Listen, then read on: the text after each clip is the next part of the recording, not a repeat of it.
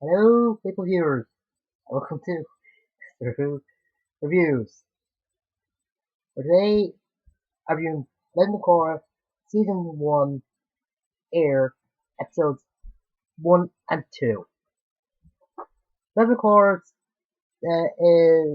takes place, I think, around 60, 70 years after Legend of Aang. I don't really know, but it is the next generation, so probably around those numbers. And some of the characters from that are dead, even though near one part of the episode, of course, that her brother and most of her friends are dead. But I think the guys that created Aang and then this thought they were gonna get one season, so they didn't want to acknowledge that some of the characters were still alive, like they did in seasons 3 and 4 with Zuko and Toph. So, hmm. And the series takes place in Republic City, which used to be a foreign nation colony uh, place or something. Which had Earth Nation people there as well. And Fire Lord Zuko and Aang decided to make it into a big city. It sort of looks like a 1920s New York. Even has a statue of Angerty.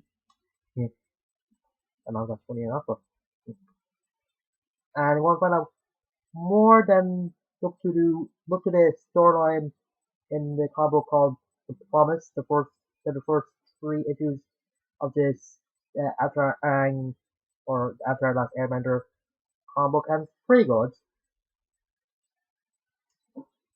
Anyway, you find out that some of the characters from the show had children, like Aang and Katara had two sons and one daughter, and the youngest son, Tenzin, who was Airbender, has a wife and three kids who are also Airbenders.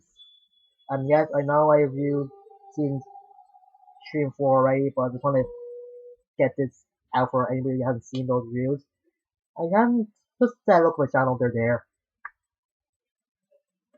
And Top had a daughter called Lee, and as we found out in season 3, well, no, not Lee, Lynn, I think Lee, jeez. I found out in season 3 she had another daughter. I can't really remember her name right now. Oh yeah, that's Sue. Why do I keep forgetting names? What's wrong with me? Anyway, the episode just begins with Tenzin setting up the set some so by saying what I said that Fire Aang and Fire Lord Zuko and Aang send up Club City and Aang is dead. And then the White Lotus just go to the South Pole to find the new Avatar, and when they do find her, he just blows the door down with firebending and earthbending. And then just fast forward a few years later when she's out 16, 18, and just getting firebending training. And she's very good with the physical parts of bending, like just the fighting parts, but spiritual, not so good. And get to meet Korra's animal guide, which is a polar bear dog named Naga. And I think Naga has to be the closest we have to get to a man bear pig. Three scenes of a four Korra and no man bear pig. Why? It's the perfect thing for this show. I don't get it. Ugh. And they have a joke in this where when Tenzin and Sandy comes where the eldest daughter Denora tells just asks Tara, who's an old woman right now, obviously, back when she was mother, then the youngest Iki just interrupts her.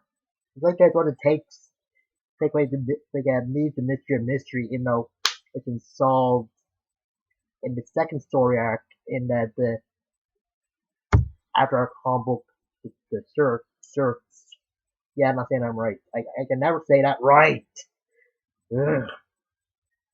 Anyway, Korra is excited to see Tenzin because she thinks that he's going to move to South Pole to teach her airbending, but turns out Tenzin is just staying for a night because he is needed in the Folk City. And when Korra suggests that she move to Folk City, one of the members of White Lotus denies it, saying it's too dangerous there, and Aang tasks him to protect her, and she's just upset. But in the middle of the night, she escapes the South Pole with and goes to Folk City with the, the Carrot's blessing. And seeing with her, with Kara and Korra talking, kind of mirrors the talk between Katara, her grandmother, and Sokka. It's sort of like some destiny sort of thing to talk, but and let me just say the animation is just looks better than in the it has a lot more shadows and the skin looks more I don't know if it's rubbery or something, but looks more a little more realistic. Not realistic as the 3D graphics in the Pokemon X and Y and Pokemon Omega Ruby and Alpha Sapphire, but still. Anyway, sorry. Korra gets to Folk City and just makes havoc everywhere. Well, she's on a polar dog, what you expect. When she's thinking about going to see Tenzin in Airtable Island, uh, she finds that Naga is hungry and finds food for her. But before that, she just looks at the statue of Aang in the middle of the city, probably said, seems how big deal he was, or something. How does a statue for Zuko? I don't get it. It's only a statue for both of them. They're both founders and creators of the city. I don't get it. Ugh. It's because he's the avatar. Yeah, it's just favoritism, isn't it? Anyway, um, Korra tries to find through by just fishing on this lake thing or something, and she finds this hermit who lives in a bush. And they just start talking, and then this policeman finds them at a death thing because they can't fish there, and Korra just runs off.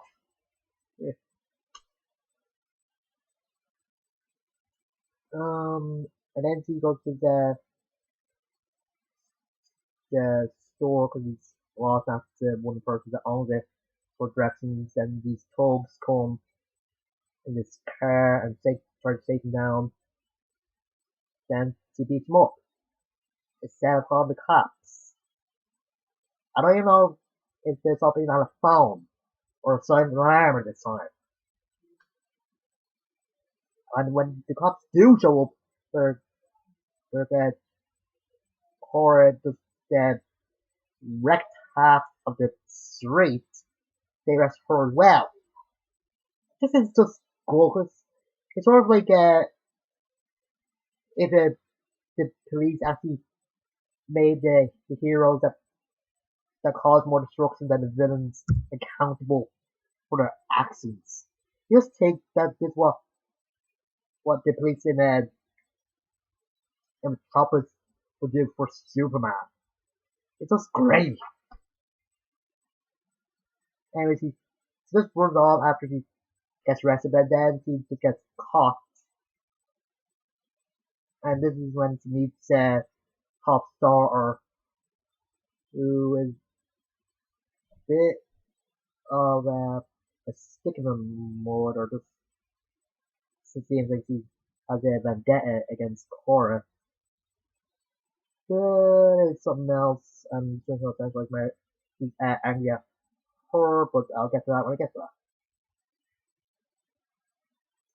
Anyway, Korra tries to convince Sue to let her go, not Sue, Lynn, let her go, and she's not having it. Then Tenzin so up and just says that he'll take her away and he'll pay her all damages. And one of the funniest moments, actually, when Tenzin and Korra are talking, and Korra tells him that his mother approving her coming here, his face just gets red and goes just like that anime face with his eyes. It's just great. I love it. They're so doing that. That sort of thing is just a staple of Asian anime. Either ordinary anime or Western anime. Yeah. Anyway, this is where after that there's some just a quiet moment with some music playing, and the music in it is just beautiful. It just fits into every scene. It's almost sounds like it's from a 1920s, 1950s gangster movie. There's a lot of drums and horns. It's just good. Anyway, a few minutes after that, Tenzin says that Korra will stay and he'll teach her how to airbend. And once Korra and the kids are hugging him, he just has that face like, oh god, what are you great too? Oh, I have to mention that when Korra finally looks for somebody, he happens upon this person, this shout, this for tell people that vendors are oppressing them and they should join the equalist movement and obey Haman, who is one of the coolest characters in the show, or just coolest looking one, and has one of the coolest masks I ever seen. And just a good scene with Korra trying to defend herself while the guy against or with the Eagles Moon is just turning the comments back on her. As he, as he just walk off after a while, but when everybody just uh, is giving out to her. And if she wanted them on her side, some that said that she was tempted of warbending the hell out of them. Like put them off something. I don't know. Oh, yeah. Anyway, at the end, Corey just having a press conference and people asking for a lot of questions like, it's yeah, take down, gotta take down small coin or gotta see this new one, is you gotta work with Steve Fayfong, is he here to stay and stuff like that. Her answers are pretty good. Like he said, he doesn't have a plan exactly, but one big Annie's dream, reality, and that's all it. And at the very end, that go this place and this guy with a mustache turn off the radio and just ask this person if it's gonna ruinate him, and it's come on saying that they have to work faster because that offer came earlier than expected. And the guy with the mustache might have a name, but I had never heard it. I have the flipping DVD of this, and I watched it a few times, and I never heard the name of this guy. If I ever do, I'll tell you. Yeah. This is a good introduction to this new world of show. So that things have changed a lot since Einstein. Like technology is is evolving, and there's a lot more, there's a bit more violence than it used to be, and there's a lot of ordinary people that are scared of the people that can bend or element them or whatever you want to say. And a new setting for for the show, like in Einstein, it was like a traveling thing, so there's different places you can go. But here, there's just one place, just grounded in one city, and that's it. No travel. Don't even get to travel until second season. Here. And introduction to the characters are very good. Henry is a good mentor for Korra in this. He might blow his gasket, blow his top once in a while. And his kid probably one of the funniest things, characters in this show. Like the when Ten's son Milo is known to tell them, "Hey mom, I'm a snowbender," and it just blows it so often. That's kind of funny to me. I don't know. They're just very hyper and goofy. It kind of makes sense. The young airbenders still be goofy. I don't know why, but it's just sucks. And Korra is okay. She's a tough young young woman with a hard head. At first, using violence and talking things out. Later she does talk things out rather than violence, but it's only kidding. Um, she does want to do good. She doesn't know the right way yet, or doesn't have found a way of doing it. But eh. I give this pilot episode a 7 out of 10, or a 9. How many? I made up my mind for that. Now for episode 2, A Leaf in the Wind. In his Tenzin starts Korra's airbending training by getting her to move through this device that moves along and gets to just like dance around or something. And see having problems with keep banging in things, and he's getting frustrated, and Tenzin not letting her uh, leave the island at all, or even listen to the radio. And eventually Tenzin gets frustrated as well, and eventually Korra just snaps at him because he's just like what's he a teenager and wants to do other stuff rather than what Tenzin wants her to do. And I don't know if there's any other show or something that's going to episode like this, like the teenager that wants to do other things while the parent or guardian wants her to do what they did or something like that. Yeah. I kind of makes sense why she's just distracted by the pro betting thing. Like I forgot to mention that they introduced the pro betting. It's kind of like dodgeball. You have to throw these wooden discs at each other, and uh, and uh, then each other off this round thing into this pool. So, yeah. And the reason why it makes sense was with the technology and that you can get some stuff done. Like in Einstein, there wasn't really that much technology. There, there's, uh, there's like, there wasn't, like, there's more like lamps and that, but only like too big. like a radio or a TV distracting you from what you're supposed to be doing.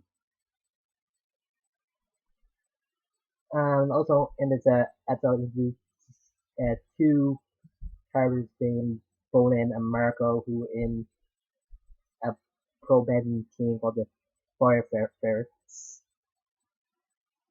I don't know if that's funny or what. So, yeah.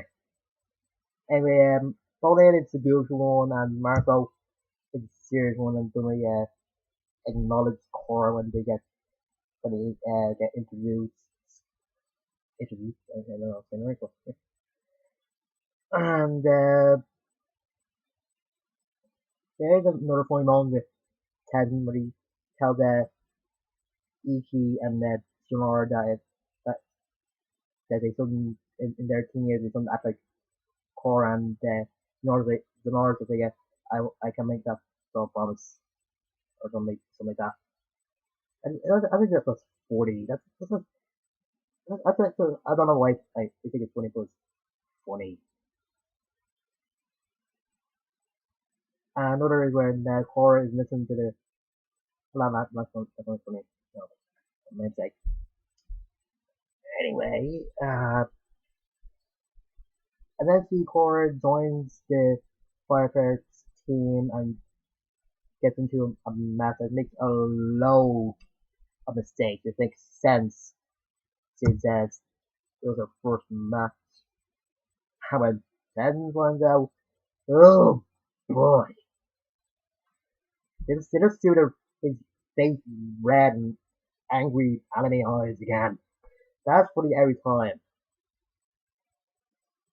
And they do bring up that Avatar might find some elements difficult to do depending on her personality. Like Ted mentioned that Aang found urban hard, and the same reason why Korra finds airbending hard. And when Ted goes to the pro bending match, he tries to take Korra away, but she just defies him and goes off to the team to continue the match. And when it looks like he's about to lose, he does the technique he learned from Tenzin on the win wheel things. And that he wins. And at the end, they just have Tenzin and Korra have a good talk, apologize to each other, and then admitting that he was wrong about what he was doing with Korra and a bit of a hypocrite himself with him keeping the Korra about patience, I think, and impatient. So, just near end with Korra and by she'll uh, just do Gibbon train in the morning and just goes off getting Marco Bolan and then it's making a face.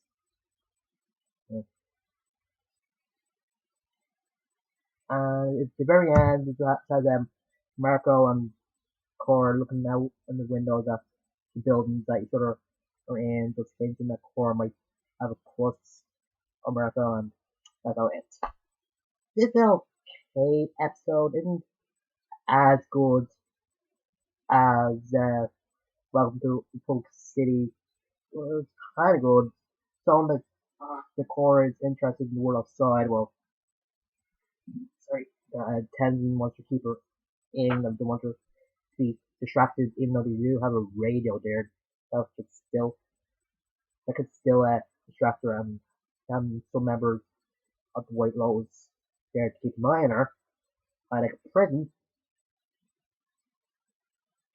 and introducing two new characters. And I don't really think they need a pro bending yet. That to show that or did learn from what Ten did or did try to show her. Well, it's like Quidditch from Harry Potter. Do we really need that for the plot? Did we? I don't really think so. Maybe in the fourth movie we need it, but others I don't really think so. Yeah.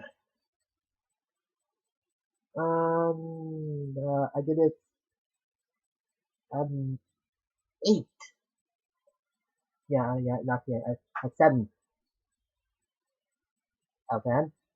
And next week, Mortal with Hammond and Korra realizing that Korra is partnered with the police and trying to push her fear away. So, eh, not long it's right now well, but I tried. And till that time, I'm the two. I'll see you there.